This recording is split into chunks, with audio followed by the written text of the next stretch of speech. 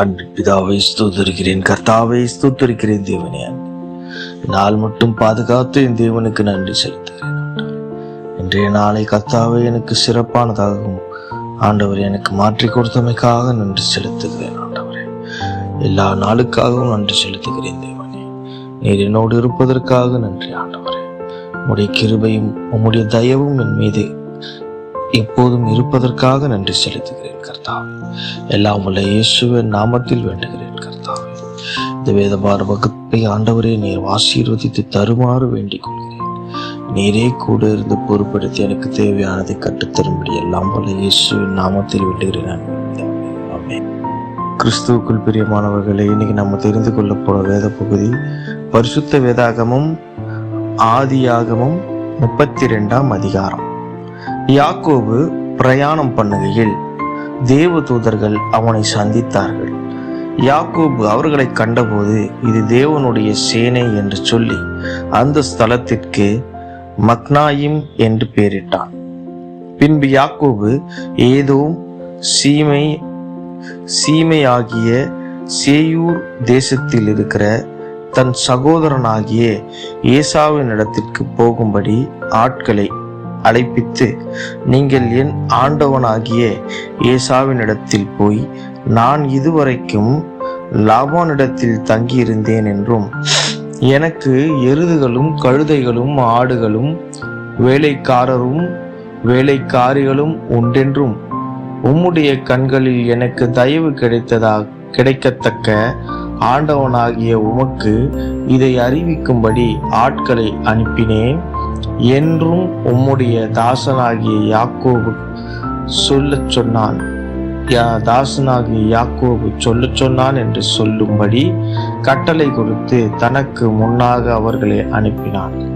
அந்த ஆட்கள் யாக்கோபின் இடத்திற்கு திரும்பி வந்து, நாங்கள் உம்முடைய சகோதரனாகிய ஏசாவின் இடத்திற்கு போய் வந்தோம், அவரும் 400 பேரோடு உம்மை எதிர்கொள்ள வருகிறார் என்றார்கள்.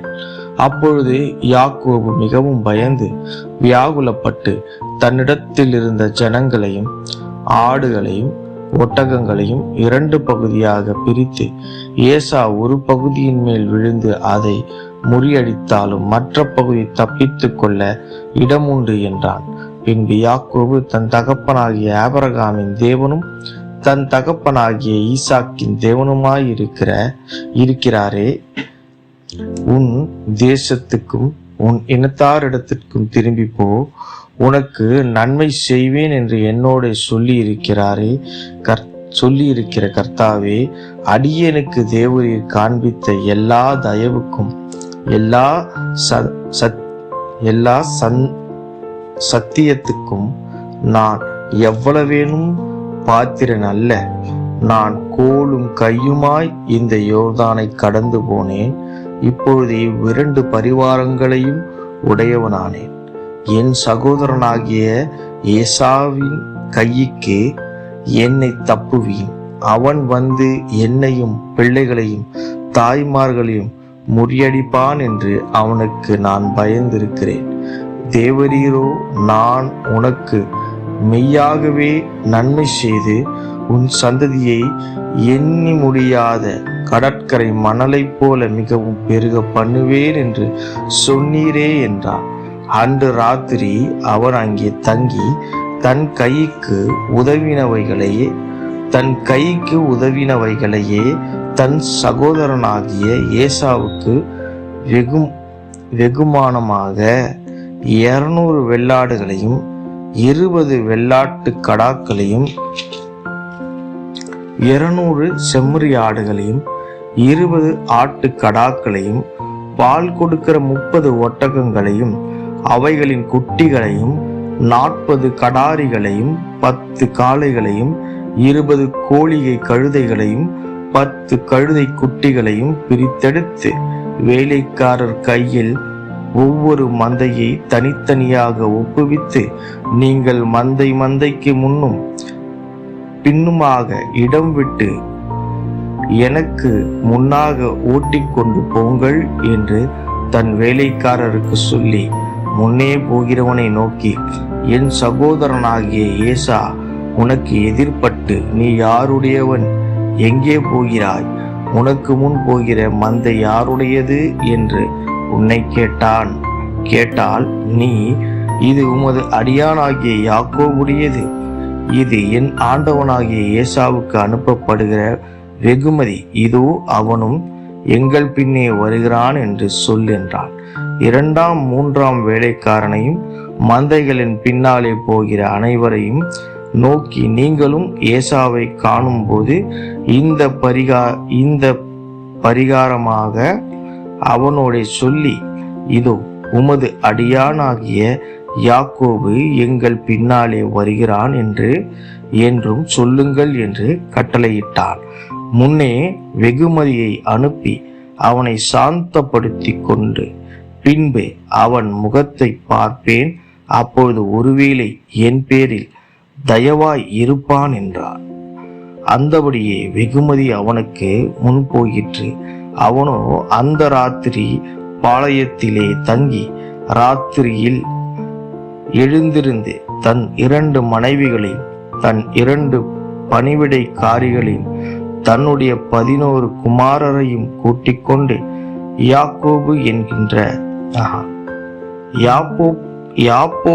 என்கின்ற ஆற்றின் துறையை கடந்தான். அவர்களையும் சேர்த்து ஆற்றை கடக்க பண்ணி தனக்கு உண்டான யாவையும் அக்கறைப்படுத்தினான். யாக்கோபு பிந்தி தனித்திருந்தான். அப்பொழுது ஒரு புருஷன் பொழுது விடியும் அளவும் அவனோடே போராடி அவனை மேற்கொள்ளாததை கண்டு அவனுடைய தொடை சந்தை தொட்டார். அதனால் அவனோடே போராடுகையில் யாக்கோபின் தொடை சந்து சுளுக்கிற்று. அவர், நான் போகட்டும் பொழுது விடுகிறது என்றார். அதற்கு அவன், நீர் என்னை ஆசீர்வதித்தால் ஒழிய உம்மை போக விடேன் என்றார். அவர், உன் பேர் என்ன என்று கேட்டார். யாக்கோபு என்றார். அப்பொழுது அவர், உன் பேர் இனி யாக்கோபு எண்ணப்படாமல் இஸ்ரவேல் எனப்படும், தேவனோடும் மனிதரோடும் போராடி மேற்கொண்டாயே என்றார். அப்பொழுது யாக்கோபு, உம்முடைய நாமத்தை எனக்கு அறிவிக்க வேண்டும் என்று கேட்டான். அதற்கு அவர், நீ என் நாமத்தை கேட்பானேன் என்று சொல்லி அங்கே அவனை ஆசீர்வதித்தார். அப்பொழுது யாக்கோபு, நான் தேவனை முகமுகமாய் கண்டேன், உயிர் தப்பி பிழைத்தேன் என்று சொல்லி அந்த ஸ்தலத்துக்கு பெனியேல் என்று பெயரிட்டான். அவன் பெனியேலை கடந்து போகையில் சூரியன் உதயமாயிற்று. அவன் தொடை சுளுக்கினாலே நொண்டி நடந்தான். அவர் யாக்கோபுடைய தொடை சந்து நரம்பை தொட்டபடியால் இஸ்ரவேல் புத்திரர் இந்நாள் வரைக்கும் தொடை சந்து நரம்பை புசிக்கிறதில்லை. ஆமென். அன்பின் பிரியமானவர்களே, இன்னைக்கு நம்ம பார்க்க போற அதிகாரம், இதை அப்படியே முழுசா வாசிச்சுட்டேன், 32ஆம் அதிகாரத்தை. அதாவது என்ன நடந்திருக்கு, யாக்கோபு பிரயாணம் பண்ணி தேவ தூதர்களை சந்திக்கிறார். பிரயாணம் பண்ணுகையில அவர்கள் கடந்து போகிறாங்க. அப்போ தேவனுடைய சேனை என்று சொல்லி அந்த ஸ்தலத்துக்கு மெக்னாயிம் தேவ தூதர்களை நேரில் பார்த்துருக்காரு. பார்த்தது அந்த இடத்துக்கு மெக்னாயிம் என்ற பேர் வைக்கிறார். பின்பு யாக்கோபு ஏதோம் சீமாயிலிருந்து சேமி தேசத்தை சகோதராகிய ஏசாவின் இடத்துக்கு போகும்படிக்கு ஏசாவை நோக்கி ஆட்களை அனுப்புறார். நீங்க போய் நான் ஏசா கிட்ட சொல்லுங்க, நான் வந்திருக்கேன், லாபான் வீட்டில இருந்து இவ்வளவு நாள் அங்கதான் தங்கியிருந்தேன், எல்லாத்தையும் முன்னாலே சொல்லுங்கன்னு சொல்லி சிலர் அனுப்புறார். எனக்கு எருதுகள் இருக்கு, கழுதை இருக்கு, ஆடுகள் இருக்கு, வேலைக்காரர் இருக்காங்க, வேலைக்காரிகள் இருக்காங்க, இப்படி என்கிட்ட எல்லா விதமான வசதியும் இருக்கு. அதனால அதை அவருக்கு அறிவிக்க சொல்றாங்க. நான் உம்முடைய தாசன், உனக்கு பிரியமானவன் என்ன சொல்லி அதனால இதை நான் உங்களுக்கு கொடுக்க விரும்புறேன், உங்களுக்கு ஒரு பங்கு கொடுக்க விரும்புறேன் அப்படின்னு ஒரு ஆள் அனுப்பி, நாங்கள் உம்முடைய சகோதரனாகிய ஏசாவின் இடத்துக்கு போய் வந்தோம். அவர்கள் அது சொன்னோடனே அவர் என்ன பண்றாரு, ஒரு 400 பேரை கூட்டிட்டு இவரை பார்க்க வர்றாரு. இவர் உடனே பயந்துட்டார். என்னடா இது, என்ன பிரச்சனை இது, எதுக்கு நம்மளை பார்க்க 400 பேரோட வரான், ஒருவேளை நம்ம மந்தையெல்லாம் அழிச்சிடுவானோ அப்படின்னு ஒரு பயத்துல ஏசா என்ன பண்றான், ஒரு பகுதியை அதை முறியடித்தாலும் மற்ற பகுதியை வந்து தப்பிச்சுக்கோன்னு சொல்லி அதை 2 பகுதியாக பிரிக்கிறான். அதுக்கப்புறம் தன் தகப்பனுடைய ஆபிரகாமின் தேவனும் ஈசாக்கின் தேவனும் என் கூட இருக்கிறாரு, அவர் என்னை காப்பாற்றுவார் என்ற நம்பிக்கை அவர் தானே என்னை இங்கே அனுப்புனாரு அப்படின்னு சொல்லி கர்த்தாவே என்று சொல்லி அவரை வந்து வணங்குறான். அவர்கிட்ட வேண்டுதல் செய்கிறான். அடியனுக்கு தேவரீர் காண்பிக்கிற எல்லா தயவுக்கும் சத்தியத்துக்கும் நான் எவ்வளவு வேணும் பார்த்துட்டு நல்ல நீ செய்த எவ்வளோ நம்பிக்கை எவ்வளோ உதவிக்கு நான் ஒன்றுமே கிடையாது, நான் வெறும் கோலும் கையுமா தான் இந்த யோர்தானை கடந்து போனா, இப்போ எனக்கு எவ்வளோ பெரிய 2 பரிவாரங்களே எனக்கு கொடுத்துருக்கிறே தேவனே அப்படின்னு சொல்லி ஆண்டவரை துதிக்கிறான். கர்த்தர் இப்போ தன் சகோதரனாகிய ஏசாவின் கைக்கு தப்புவியும் ஆண்டவரே அப்படின்னு சொல்லி என்னையும் என் பிள்ளைகளையும் என் தாய்மார்களையும் அவன் என்னை கொன்று போடாதபடி, என்னை முறியடித்து என்னை தோற்கடித்து போடாதபடிக்கு தேவனே நீர் என்னை பாதுகாத்து கொள்ளுங்க. தேவரீர் எனக்கு முன்பாக என் கூடவே இருப்பேன்னு சொன்னீரே அப்படின்னு சொல்லி என் தேவனுக்கு நோக்கி வணங்குறான். உன் சந்ததியை எண்ணி முடியாத அளவுக்கு கடற்கரை மணலை போல பெருக பண்ணுவேன்னு சொன்னீரே என் தேவனே அப்படின்னு சொல்லி அவன் வந்து தேவனை துதிக்கிறான், கெஞ்சுறான். அந்த ராத்திரி அவன் என்ன பண்றான், அங்க தங்கியிருந்த அவன் உதவியாளர்கள் சகோதரனாகிய ஏசாவுக்கு கிட்ட சொல்றான், ராத்திரி கைக்கு உதவினவைகளையே தன் சகோதரனாக ஏசாவுக்கு வெகுமானமாக 200 வெள்ளாடுகளையும் 200 வெள்ளாட்டு கடாக்களையும் 200 செம்மறி ஆடுகளையும் 20 ஆட்டுக்குட்டிகளையும் பால் கொடுக்குற 30 ஒட்டகங்களையும் அவைகளின் குட்டிகளை எல்லாம் 40 கடாரிகளையும் 10 காளைகளையும் 20 கோழி கழுதைகளையும் 10 கழுதை குட்டிகளையும் பிரித்தெடுத்து வேலைக்காரர் கையில ஒவ்வொரு மந்தையா தனித்தனியா கொடுக்குறான். நீங்கள் அதை மந்தையை வந்து 3 முன்னும் பின்னுமாக இடம் விட்டு ஓட்டி கொண்டு போங்க என்று சொல்றான். இன்னும் அவன் என்ன பண்றான், அவன் பின்னும் போகிறவனை நோக்கி, சகோதரனே ஏசா உன் முன்னால வந்தா நீ யாருன்னு சொல்லு, இங்கே போகிறது உமக்கு முன்பாக போகிற மந்தை யாருடையது என்று உன்னை கேட்டா, இது உமது அடியானாகிய யாக்கோபு, உன்னுடைய அடிமையாகிய யாக்கோபுடைய மந்தை, இது ஆண்டவனாகிய ஏசா, அதாவது என் ஆண்டவனாகிய ஏசாவான உனக்கு வெகுமதியா இதை வந்து நாங்க கொண்டு வந்திருக்கோம் அப்படின்னு நீ சொல்லு. இது மாதிரி 2 பேர், 2வது வேலைக்காரன் 3வது வேலைக்காரன் ஒரு 3 அடுக்குகளா இவன் வந்து பிரிக்கிறான் வேலைக்காரன். இப்படியே அவன் கடந்து வரும்போது இந்த ஒவ்வொரு மந்தைய மாடு மந்தை இந்த மாதிரி ஒட்டக மந்தை எல்லாத்தையும் கடந்து வரும்போது கழுதை மந்தை எல்லாத்தையுமே நீங்க ஒவ்வொருத்தரும் வந்து இப்படியே சொல்லிட்டே வாங்க. இதெல்லாம் கேட்கும் போது அவன் வந்து கொஞ்சம் கூலாவான். அவன் கூலாகி கடைசியாக என்ன பார்க்கும்போது கோவமாவது கொஞ்சம் குறையும் அப்படின்னு சொல்லி அவங்க எல்லாருக்குமே வந்து பிரிச்சு இது மாதிரி முன்னால ஒவ்வொருத்தரை அனுப்புறான். அந்தபடி அவனுக்கு முன்பாக போயிட்டு அந்த ராத்திரி ஒரு பாளையத்துல தங்குறாங்க. ராத்திரியிலே எழுந்திருந்து தன் 2 மனைவிகளையும் தன் 2 பணிவிடைக்காரரையும் தன்னுடைய 17 குமாரரையும் கூட்டிக்கிட்டு யாப்போக்கு என்கிற ஆற்றின் துறையை கடக்குறான். இவன் இவ்வளவு நாள் எல்லாரையும் பார்த்து பயந்துட்டு தானே இருந்தான். இப்ப இந்த ஆட்டுத்துறையை பயந்து அந்த பக்கம் கடந்து போக முடியும், அண்ணனுக்காக தான் பயந்தான்.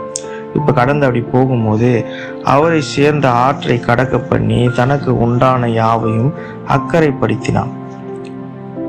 அவர்களை சேர்ந்த ஆற்றை எல்லாம் கடக்க பண்ணி எல்லாரையும் வந்து அக்கறைப்படுத்தினான். இப்ப யாக்கோபுக்கு பிந்தி தனித்திருந்தான். இப்ப எல்லாரையும் அந்த பக்கம் அனுப்பிட்டு இவன் மட்டும் தனித்து இருக்கும் போது அப்போ ஒரு புருஷன் விடியுமளவும் அவனோட ஒரு மனுஷன் கிட்ட அவர் விடிகிற வரைக்கும் போராடிட்டு இருக்காரு. அவர் வந்து யாரும் பிடிச்சிட்டாங்க. அவர் கூட சண்டை போடுறாரு. கிட்டத்தட்ட அவர் ஒரே கை கலப்பா இருக்கு.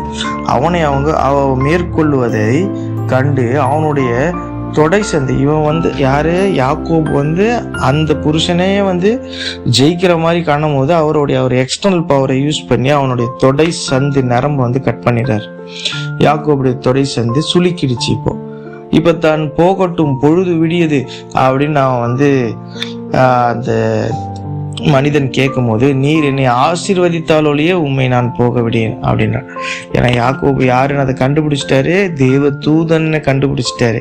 தேவ தூதரே என்னை ஆசீர்வதிங்க, நீங்க எனக்குள்ள என் கூட வரீங்கன்னு தெரியும், என்னை பாதுகாக்கிறீங்கன்னு தெரியும், நீங்க என்னை ஆசீர்வதிக்காம நான் இந்த இடத்த விட்டு போக மாட்டேன் அப்படின்னு சொல்லி அவர் அப்படியே ஹோல்டு பண்ணி. அப்ப எவ்வளவு பவர்ஃபுல்லான ஒரு பர்சனா இருப்பான் பாருங்க யாக்கோபு. ஒரு தூதனையே கட்டி பிடிச்சி இழுத்து வைக்கிற அளவுக்கு அவன் கையில அவ்வளோ பவர் இருக்கு. ஆனா அவன் என்ன பண்றான், அவன் அண்ணனை பார்த்து அப்படி பயப்படுறான். பயப்படலாம், ஏன் அவன் தப்பு பண்ணியிருக்கான், அதுக்காக தான் பயந்தானே தவிர யாக்கோபு கோழை கிடையாது. ஒரு தூதனையே அடக்கி அவன் கையில பிடிச்சி தூதனால போகவே முடியல. அவரு இவன் தொடை சந்த சுழுக்க வச்சுதான் அவன் கிட்ட இருந்து விடுதலை அடையிற. அப்போ அவன் கேட்கிறான், யாக்கோபு என்ன போடும், இப்போ அவர் உன் பேர் என்ன என்று கேட்டார். அதுக்கு அவன் சொல்றான், என் பேர் யாக்கோபு அப்படின்றான். அவர் பேர் மாத்துறாரு. இப்போ அவனுக்கு இனி உன் பேர் யாக்கோபு இல்ல, என்னப்படும், இஸ்ரவேல் என்னப்படும், தேவனோடும் மனிதரோடும் போராடி மேற்கொண்டாயே என்றார். நீ நான் உன்னை ஆசீர்வதிக்கலனால நீ என்னை பிடிச்சி என்னை தோக்கடிக்கல, என்னை போராடி நீ வெற்றி அடைஞ்ச, அதனால நீ இனிமேல் இஸ்ரவேல் என்று எண்ணப்படுவ அப்படின்னு சொல்லி தேவ தூதனே யாக்கோபுக்கு இப்படி ஒரு பிளெஸ்ஸிங்கை கொடுக்கிறாரு. அப்பொழுது யாக்கோபு, உம்முடைய நாமத்தை எனக்கு அறிவிக்க வேண்டும் என்று உங்க பேரை எனக்கு சொல்லுங்கன்றான். அதற்கு அவர், நீ என் நாமத்தை எதுக்கு கேட்கிற என்று சொல்லி அங்கே அவனை ஆசீர்வதிக்கிறார். அப்பொழுது யாக்கோபு, நான் தேவனை முகமுகமாய் கண்டேன், உயிர் தப்பி பிழைத்தேன் என்று சொல்லி அந்த ஸ்தலத்துக்கு பெனியேல் என்று பெயரிட்டான். அந்த பெனியேலை கடந்து போகையில் சூரியன் உதயமாயிற்று. அவன் தொடை சுலுக்கினாலே நொண்டி யாக்கோபு தேவனே தொடையை உடைச்சிட்டாரு. தொடையை உடைக்கல, அந்த தொடை நரம்பு கட்டானதால இதுக்கப்புறம் அவனால நார்மலான ஒரு மனுஷனா அவன் நடக்க முடியல. அவன் நொண்டி நடக்க ஆரம்பிச்சான். இதனால யாக்கோபுடைய தொடை சந்த நரம்பு தொட்டபடியால் இஸ்ரவேல் புத்திரர் இந்நாள் வரைக்கும் இஸ்ரவேலை சேர்ந்த ஒருத்தருமே ஒரு இஸ்ரவேலர் கூட அந்த தொடை சந்த நரம்ப புசிக்க மாட்டாங்க. அது ஆடா மாடா ஒட்டகமா எந்த ஒரு மிருகமா இருந்தாலும் அந்த தொடை சந்தை புசிக்க மாட்டாங்க. ஏன்னா அது என் தேவன் யாக்கோபை தொட்ட இடம். தேவதூதன் தொட்ட இடத்தால என் யாக்கோபால நடக்க முடியாத அந்த பகுதியை அவன் பட்ட கஷ்டத்துக்காக எத்தனை ஜெனரேஷன் ஆனாலும் இன்னைக்கு 1000 ஆண்டுகள் கடந்த பிறகு கூட இஸ்ரவேலர்கள் இன்னைக்கும் அந்த தொடையில அது என்ன ருசியான ஒரு டேஸ்ட் இருந்தாலும் அந்த நரம்பை புசிக்க மாட்டாங்க. இதுதான் அவங்க பண்ற தியாகம் அந்த யாக்கோபுக்காக. அப்பேற்பட்ட ஒரு பிளெஸ்ஸிங்கை யாக்கோபு பெற்றிருக்கான். இன்னைக்கு வரைக்கும் பாருங்க, இஸ்ரவேலர்கள் உண்மையான இஸ்ரவேலர் எவனுமே அதை சாப்பிட மாட்டான். இது யாக்கோபுக்கு அவங்க கொடுக்கக்கூடிய ஒரு நன்றி. ஏன்னா அத்தனை போராட்டங்களுக்கு மத்தியில இந்த ஒரு இனத்தை ஆபிரகாமுக்கு அப்புறம் ஈசாக்குக்கு அப்புறம் யாக்கோபு பெற்றுக்கொண்டான். அவன் அண்ணனுடைய காலை பிடிச்சு அவன் மேல பிறந்தவன். அவன் அண்ணனை ஏமாத்தி வின் பண்ணவன். இல்லைன்னா இவ்வளோ போராட்டத்துக்கு அப்புறமா அவங்க மாமா கிட்ட இருந்து போராடி ஜெயிச்சவன். இல்லைன்னா அவங்க மாமா கிட்ட அமர்ந்திருப்பான், அதுக்கு முன்னால அவங்க அண்ணன் கிட்ட அமர்ந்திருப்பான், அதுக்கு முன்னால அவங்க அப்பாவே அவனை உயர்த்தாம போயிருப்பார். இது மாதிரி பிறப்புல இருந்தே தகப்பன் கிட்ட தோத்து, அண்ணன் கிட்ட தோத்து, மாமா கிட்ட தோத்து, எல்லாரையும் மேற்கொண்டு தேவ தூதனை இவனை தோற்கடிக்க பார்க்கும்போது அவங்கிட்டயே மேற்கொண்டு இவ்வளோ பெரிய மேற்கொண்டு ஜெயிச்சு அப்படி இஸ்ரவேல் என்ற பட்டத்தையே வின் பண்றான். அந்த இனத்துலதான் இயேசு கிறிஸ்துவும் பிறக்கிறாரு. அப்பேற்பட்ட ஒரு பவர்ஃபுல்லான பர்சன் தான் யாக்கோபு. யாக்கோபை பற்றி ஒரு பாட்டும் இருக்கு, மறந்துடாதீங்க. யாக்கோபு என்னும் சிறு பூச்சியே நீ ஒன்றுக்கும் கவலைப்படாதுன்னு சொல்லி. அந்த மாதிரி அநேக காரியங்களை யாக்கோபு சிறப்பா செய்து கொண்டிருந்த இந்த அதிகாரம் 32ஆம் அதிகாரம் நமக்கு என்ன விஷயத்தை காட்டுது? யாக்கோபு பிரயாணம் பண்ணி வரும்போது ஏசாவுக்கு பயப்படுறான். ஏசாவுக்கு பயந்து இருந்தாலும் அவனுக்கு வெகுமதியை கொடுத்து அவனை சாந்தப்படுத்தணும்னு நினைக்கிறான். ஆனா அந்த இடத்துல இவன் தனித்து இருக்கும் போது ஒரு தேவ தூதனால மேற்கொள்ளப்படுறான். ஆனா அவனையும் இவன் ஜெயிக்கிறான். ஜெயிக்கும் போது தேவ தூதனால இவனை சமாளிக்க முடியாம இவனுடைய தொடை நரம்ப கட் பண்ணிடுறாரு. அதுக்கப்புறம் அவன் நொண்டி நொண்டி நடந்து அந்த இடத்த இருந்து கடந்து போறான். இதோடு இந்த அதிகாரம் முடிவிட்டது. இதை நீங்கள் இம்மட்டும் பொறுமையாக கேட்டமைக்காக நீங்கள் எல்லாம் இறைவனால் ஆசீர்வதிக்கப்பட்ட மிக மிக அற்புதமான குழந்தைகளாக இருப்பீர்கள். என் மக்களே, கிறிஸ்துவுக்குள் நீங்கள் மிகவும் பிரியமானவர்களாக இருக்கிறீர்கள் ஐயா. நீங்கள் எல்லாரும் குடும்பம், உங்கள் குழந்தைகள், உங்கள் வம்சங்கள் எல்லாமே ஆசீர்வதிக்கப்படும். இயேசுவின் நாமத்தினால் வேண்டுகிறேன் அன்பின் பிதாவே. ஸ்தோத்திரம். ஆமென்.